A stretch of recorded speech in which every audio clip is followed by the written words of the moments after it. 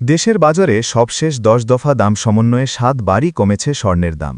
এর মধ্যে সবশেষ টানা ৫ দফায় কমানো হয়েছে মোট ২৩,৫০৩ টাকা। সবশেষ বৃহস্পতিবার ১৯ মার্চ বিকেলে এক বিজ্ঞপ্তি দিয়ে টানা পঞ্চম দফা স্বর্ণের দাম কমিয়েছে বাংলাদেশ জুয়েলার্স অ্যাসোসিয়েশন বাজুস।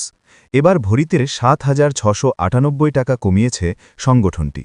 বিজ্ঞপ্তিতে বলা হয়, স্থানীয় বাজারে তেজাবি স্বর্ণের মূল্য কমেছে, ফলে সার্বিক পরিস্থিতি বিবেচনায় স্বর্ণের নতুন দাম নির্ধারণ করা হয়েছে। বৃহস্পতিবার বিকেল ৩:৪৫ থেকেই নতুন দাম কার্যকর হয়েছে। নতুন দাম অনুযায়ী দেশের বাজারে প্রতি ভরি অর্থাৎ ১১.৬৬৪ গ্রাম ২২ ক্যারেটের স্বর্ণের দাম পড়ছে ২,৪৬,৯২৭ টাকা।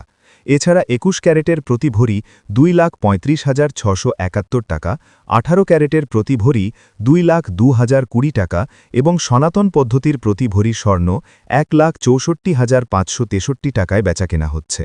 এর আগে একই দিন অর্থাৎ আজ ১৯ মার্চ সকালে দেশের বাজারে স্বর্ণের দাম সমন্বয় করেছিল বাজুস।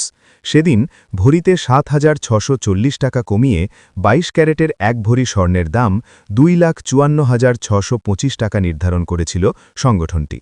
এছাড়া ২১ ক্যারেটের প্রতি ভরি ২,৪৩,০২৯ টাকা, ১৮ ক্যারেটের প্রতি ভরি ২,০৮,৩২৯ টাকা এবং সনাতন পদ্ধতির প্রতি ভরি স্বর্ণের দাম ১,৬৯,৬৫৩ টাকা নির্ধারণ করা হয়, যা কার্যকর হয়েছিল আজ সকাল ১০টা থেকেই।